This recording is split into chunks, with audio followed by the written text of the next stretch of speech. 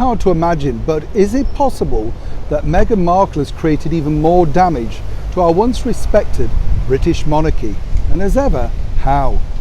Hi, good morning, Neil Sean here, nice to see you as ever. Yes, this story really is getting a lot of traction, let me tell you, because as we know, Meghan and Harry have done their very best to make it a rather disruptive last 2 years for the British monarchy, particularly when our gracious Majesty the Queen has been going through so much personal turmoil herself, the loss of her husband, mobility, and of course other situations like one of her sons, Prince Andrew.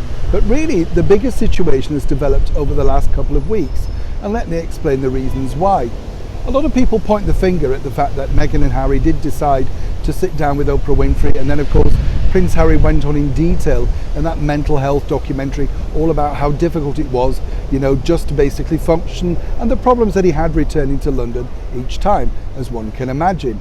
But now of course the bigger picture really centres on a new book which was just released a couple of days ago called The Palace Papers, and in this the author details a very open account of what Meghan and Harry allegedly had to endure when they went on a tour of Australia.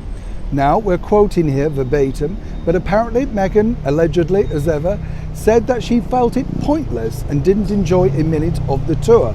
Now we are quoting from the book, obviously, but what's interesting is that this has seen a bit of a backlash, naturally, from our very good friends over in Oz. A wonderful place, may I point out. Still very sad, by the way, that Neighbours is coming to an end. Can you believe that's been going 35 years? Anyway, on a more serious note, this really has created a lot of problems because, as you can imagine, we have a very strong relationship with our friends in Australia, particularly the monarchy. So for someone like Meghan, if she did say this, then the fact that there's been no legal action against the book is very difficult then for the monarchy to react, because of course they can't say yay or nay. Now what we do know is that when Meghan and Harry did return back to the United Kingdom, they felt that the tour was successful, and there was no word at that point as to whether they'd enjoyed it or not. In fact, if you look at the pictures and of course the footage, seemingly they did have a wonderful time. They were so very welcomed over in Australia.